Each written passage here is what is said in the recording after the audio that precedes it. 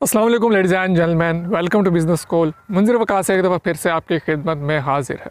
दोस्तों, पाकिस्तान में हर साल तकरीबन लाखों एकड़ पर आलू की काश्त की जाती है। अभी भी मेरे सामने हद्दे नज़र आलू काश्त किए हुए हैं, लेकिन बदकिस्मती कह लें आप इस बात को कि हर साल ही किसान को रोते हुए पाया गया है। जो बंदा भी आलू की काश्त करता है उसने हमेशा नुकसान ही उठाया। ज़्यादा यही चांसेस होते हैं कि उसको नुकसान होता है, या फ़ायदा होता भी है तो बहुत माइनर सा होता है।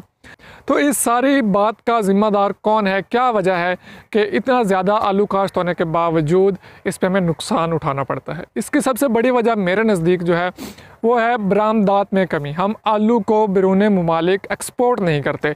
ये हमारी गवर्नमेंट की भी आप इसे नाअहली कह सकते हैं या कमी कह सकते हैं उनके कि वो इस चीज़ पर तवज्जो नहीं दे रहे कि ये जो फसलें हैं हमारी आलू और सब्ज़ियाँ वगैरह, इनको बैरून मुल्क एक्सपोर्ट किया जाए। अगर हम बात करें इराक़ में इस वक्त जो आलू का रेट चल रहा है वो पाकिस्तानी करेंसी के हिसाब से तकरीबन 250 रुपये से लेके 280 रुपये किलो तक चल रहा है, जबकि यहाँ पे वही आलू 10 रुपये, 12 रुपये, 7 रुपये, 6 रुपये यहाँ तक सेल हो रहा है। यही हाल कतर, सऊदी अरेबिया, इमारात और दीगर खलीजी ममालिक का है। वहाँ पे भी आलू की इसी तरह से डिमांड चल रही है। अगर हम इसी आलू को ही चिप्स की तरह काट के फ्रीज़ करके दूसरे ममालिक में एक्सपोर्ट करना शुरू कर दें तो यकीन मानिए अरबों डॉलर जो है पाकिस्तान के ख़जाने में ऑटोमेटिक शामिल होते जाएंगे और पाकिस्तान का किसान जो है वो भी खुश से खुशहाल तर होता जाएगा और पाकिस्तान जो है उसका ख़जाना भी बढ़ता चला जाएगा और हमें किसी से भी जाके कम से कम कशकोल नहीं उठाना पड़ेगा, किसी से बैरूनी कर्ज़े नहीं उठाना पड़ेंगे।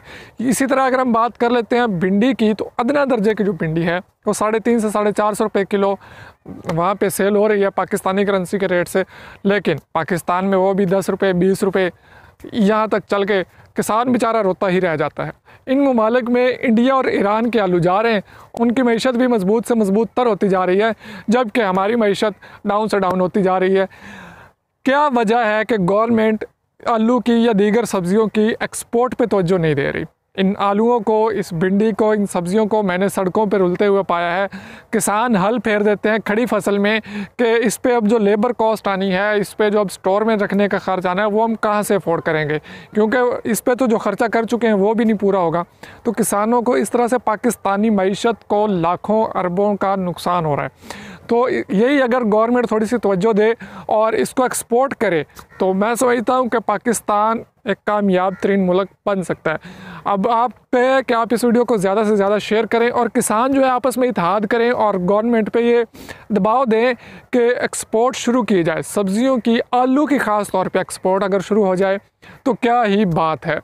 आप इस वीडियो को ज़्यादा से ज़्यादा शेयर कीजिए, ज़्यादा से ज़्यादा लोगों तक पहुँचाइए।